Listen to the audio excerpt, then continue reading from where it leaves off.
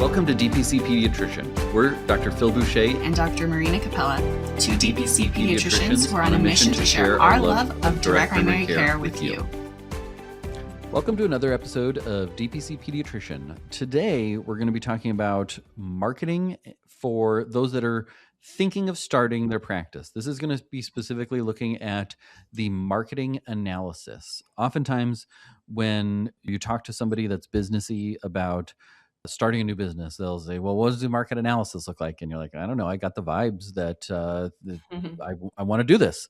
And I'm certainly a vibes person. Dr. Capella here is much more analytical and thoughtful when it comes to the actual everything, but in particular, like a marketing analysis. And so you don't necessarily want to pay someone thousands and thousands of dollars to do a marketing analysis to tell you that there are children in the community, that schools are growing in the community, that there is a need for pediatricians in the community, because all of those things we already know.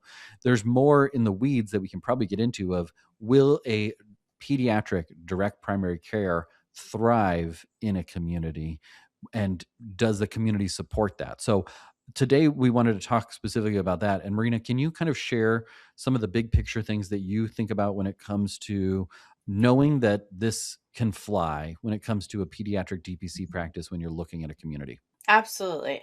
And just as a correction, I am very much an analytical person, but also a vibes person. You are a vibes person too. I will absolutely give you credit for that as a vibes person too. You're both. Using that brain to look at what you can look at and then making that final decision based on your vibes. So on the vibes, yes. Yeah. It's a hybrid approach. But when it comes to the analytical approach, right, about this, I think that there are three main things that you want to look at, right? There might be some other smaller things, but the three most important things to look at are, first of all, are there enough children in your community? Of course, in most big cities, in most suburban areas of the country, there are going to be plenty of children and families. But maybe when you are in smaller communities, in rural areas, maybe sometimes even particular parts of cities can be kind of older population and maybe not that many children. So you might have to maybe say, well, I want to be here, but I'm going to have to market to a wider area. Or maybe I live in this community, but my office should be over 20 minutes away where there are more children. So you have to kind of think strategically. So look at the population of children and births, all of the demographics around how many kids are being born each year, how many schools are closing versus opening versus have stable populations, things like that. So you have to have children, right, for families to come to you and seek your services. The second one is the economics, right? So if you live in a city where the average household income is $45,000, that's probably not going to be the best place to open a pediatric DPC where you're charging $100 to $200 a month, because many of those families are already kind of strained financially. And so they might not have, even if they really wanted your services, they may not have the disposable cash to be able to pay for them. Now, that's not to say that DPC can't work in rural communities, but you have to be much more strategic about the pricing and what your specific offerings are. So economics, people have to have money to pay for your services. So looking at things like average household income in your community can be a really helpful benchmark. And then finally, look at other wellness services, not necessarily just healthcare, but things like midwives, doulas, chiropractors, lactation specialists, massage therapists, kind of that wellness industry, exactly. And are those businesses successful? Are people going and willing to pay cash, right? If there are enough people in your community that there are enough of those businesses that are thriving, it's more likely that that same population that's willing to pull out their wallet and pay cash for those services will also consider your services. So it's kind of a really good proxy. But let's kind of talk through these just a little more in detail. So with demographics and kids, Phil, how did you, when you started your DPC, that there were enough kids and families that would consider your model to make it work. Right. I think in the big picture, our community continues to grow. And if you just look at the metrics, like schools are busy and packed, and they keep building new schools on Mhm. both sides of town. And on the side of town that I'm in, which I wanted to be relatively close to our home to Mhm. decrease commute time, we see that schools continue to be built and schools continue to be filled. So that tells me that there is a lot of growing need for pediatricians because there's more kids in the area, and there's more home building in the area. There's new neighborhoods and all sorts of developments and those sorts of things. That tells me that people that are smarter than me anticipate that there are going to be continuing to be new families moving into the area in the next 20 years, that they're going to build all these houses and infrastructure and everything along those lines. So in the big picture, I have a feeling that there's going to be more families in this zip code in 5 years than there are right now, and everything would indicate that on the outside. And Mhm. then I think for me as well, it's how long does it take to get into the pediatrician's offices in town? This is Yeah. something where you could just kind of sneakily call them and say, hey, I'm looking for a new pediatrician. Are you accepting new patients? If most practices in town are not accepting new patients, then there's probably an ongoing need and demand for you in the community because Mhm. there is a lack of available pediatric care. Yeah. Or, okay, you're accepting new patients, how long does it typically take in to get in with my regular doctor? Well, if people are accepting new patients but they say it's going to be 3 or 4 months before you can see your doctor for a checkup, that's another indicator that there's probably a lot of dissatisfaction Yep. in the community when it comes to pediatricians. And that's an opportunity to say, well, we have same or next day checkups, or like we can see you next week for your child's 9-month visit because we're not booked out that far. Uh-huh. Those are good indicators that, okay, there's going to be enough ruffled feathers because it's hard to get in with your child's regular pediatrician, that there's probably room for more pediatric and different pediatric care options in the community. Yeah, excellent idea about kind of looking at the saturation of pediatric offices, right? Because as a measure of dissatisfaction, it's very true. Communities where more parents are frustrated with the care that they're receiving, there's going to be more of a window of opportunity for you to make your case and appeal to families for sure. So, what about the economics? Tell me a little bit about how you thought through that when you opened your practice. How were you relatively certain that people in your area could afford what you were going to have to offer? I really like what you said there about other cash pay healthcare services. I mean, there's lots of different things that people can spend their money on, but if you already know that there are in home doulas or in home lactation consultants or other things where people have said, yeah, there's an alternative, but I want the convenience, I want the personal relationship, I want that more hand holding. That is a Uh-huh. great sign that people in the community are aware of it and aware that there are other options, because sure, they could just go to their OB across town and then not have any of that kind of hand holding, niceties, conveniences, extra touch. But people are saying, yeah, I want that, and it's worth it to me to have those sorts of things. Mhm. So I love that as kind of an indicator that there's people that are willing to already say it's worth it to me to have the touch points and everything along those lines. And then Uh-huh. I think just looking at the overall trends in the area of town, or the town that you're in, when it comes to other sustainable things that parents can choose to spend money on Mhm. their kids, whether it's private schools, whether it's even, what do we have here? Urban Air, which is just like a bounce university sort of place where people can go. Like, it's expensive though. I mean, we have 6 kids, so it's like $150 to take our kids there. So we Uh-huh. don't go there. But Uh, a lot of those sort of things require parents to say, it's worth it to me to spend money on my kid in this way. And if uh-huh. those businesses are growing and thriving, that's another Yeah. soft indicator that, okay, parents are here and they have enough disposable income to pay for trampoline access. I bet they're going to care about their child's healthcare as much as they are about letting them spend energy and burn energy at the trampoline park. Mhm. Yeah. Speaking of kind of looking at some of those other things in the community, the businesses, parents are paying cash for, right? One of the first relationships that I developed was with a midwife in my community. Hmm. Now, I know there might be mixed feelings about midwives out there in the world of pediatrics. If that's not your cup of tea, it's okay. I didn't really know much about the midwife Right. community, honestly, right? I knew they existed, but I found one that is, as far as midwives go, very responsible. She has a kind of state of the art little facility, not huge. She does not hesitate to send women to the hospital if something is, Right. if there's a real risk or something doesn't seem to be going right. And so I was impressed by her approach, her facility. I felt like she was really responsible in terms of helping to support women who wanted that different birth experience, but also kind of adhering to medical risk guidelines and Yeah. everything. And so, but yeah, I formed a relationship with her and she started just really slowly in the beginning, like a few referrals trickling in. And then I've also returned the favor by there's a mom recently that she lost her insurance and she was like, Mm. I can't afford like the hospital birth. Right. What are the other options? And I said, well, if you're lower risk, you can consider her. Also, just doulas. I happened to Hmm. meet a doula at a women's business training in my community, and that has been a great one. And then through Totally. that, I also met someone who's a birth educator and just has connections with everyone in the community.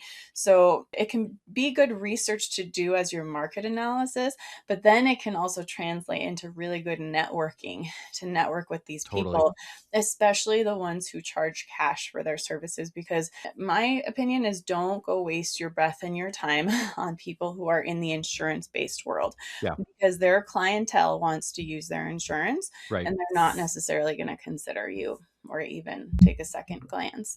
So cash pay services in your community, especially those wellness ones. For some reason, my name has gotten out there among some chiropractors too, and I get referrals from some chiropractors. Anyway, so that's another proxy, right? Are people paying these other health and wellness professionals money? Then they're Right. more likely to pay you.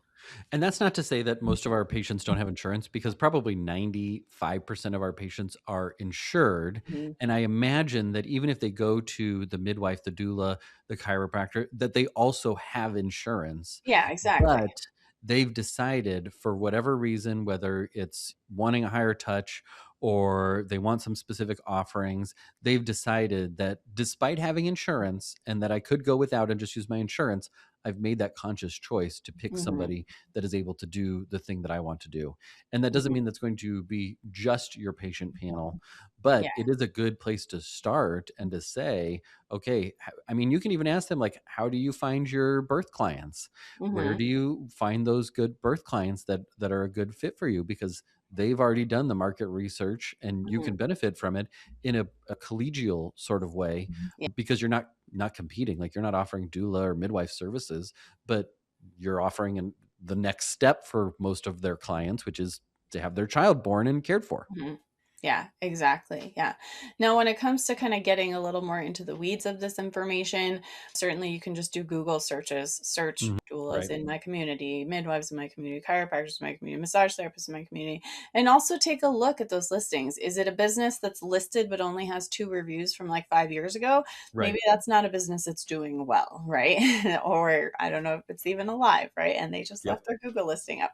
But certainly take a close look at those sorts of metrics. Are these businesses that are not just existing, but that are thriving, Right. right? So that's Right. something important to look at.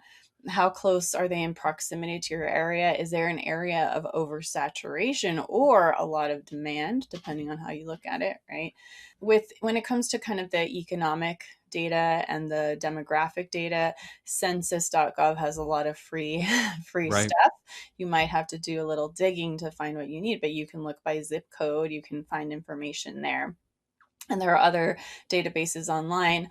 We are in the process of rolling out through DPC Pediatrician a market analysis tool that for a couple $100 you can get a full report on the demographics, the economics, some things related to also like population and number of people kind of using insurance as well, just kind of Mm.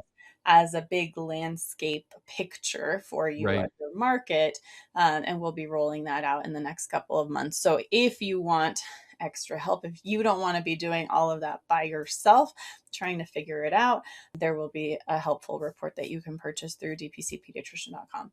So just another tool out there, but you can also do a lot of this searching on your own, as we've mentioned, especially when it comes to some of the stuff that a data-driven report is not necessarily going to be able to give you, like who are the other wellness professionals in your community and are they in demand? I think one last thing too, I love the idea of having kind of the PDF report like you're talking about with the DPC pediatrician.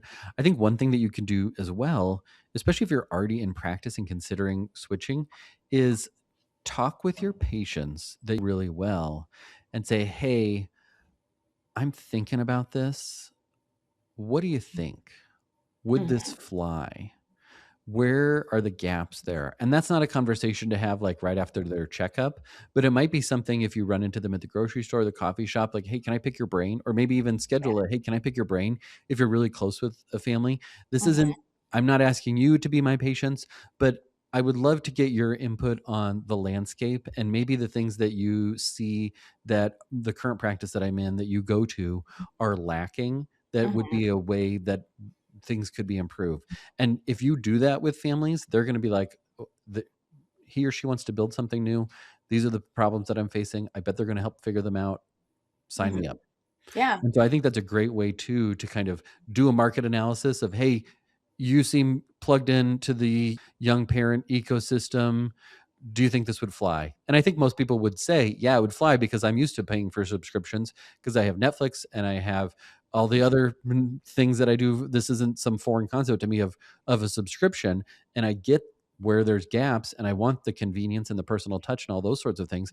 This makes sense to me. So I think that's a really good way that you can get some really actionable information and probably hear a lot of the things that a lot of patients and parents are facing.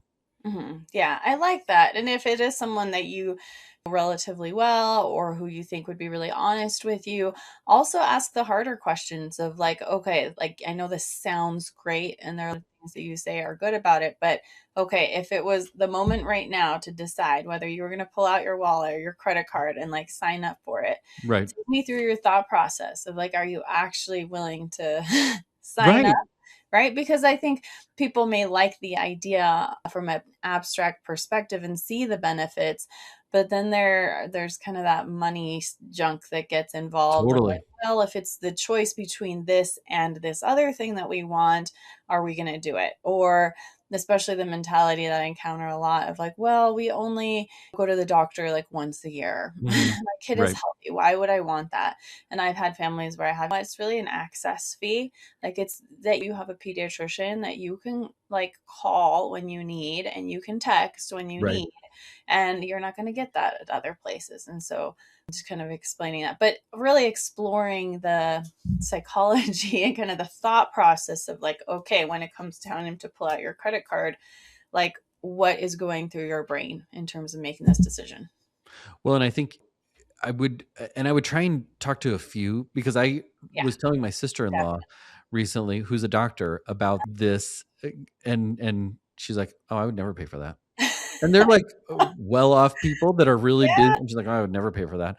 And so, I've and I had was that like, conversation before this too. is my, like, this is what I do and what I think about. And you have no interest in it, or like would never pay for that with all of your disposable income that wouldn't even register for you. Like, and you're not going to convince people that are unconvincible. And you're not going to say, well, what if we could just text them? Or what if you could just get in or schedule your appointment, like all the different features that you have. Some people are just, no, that doesn't make any sense to me. And so get multiple opinions. Well, and also for sharing that. Don't get doctors' opinions because doctors are like, I'm not going to pay another doctor because I'm a doctor. I should know, or I can look it up. And like, I can figure, she's not a pediatric doctor, but I bet she goes in less frequently than the average bear because she can eyeball the kid and be like, I don't think they're septic. So don't ask other doctors about it. I have a lot of patients whose parents are doctors and they join because they're busy and just want the convenience and access and those sorts of things. But a lot of times if insurance is what you're used to, then it's like, what the heck are they doing here?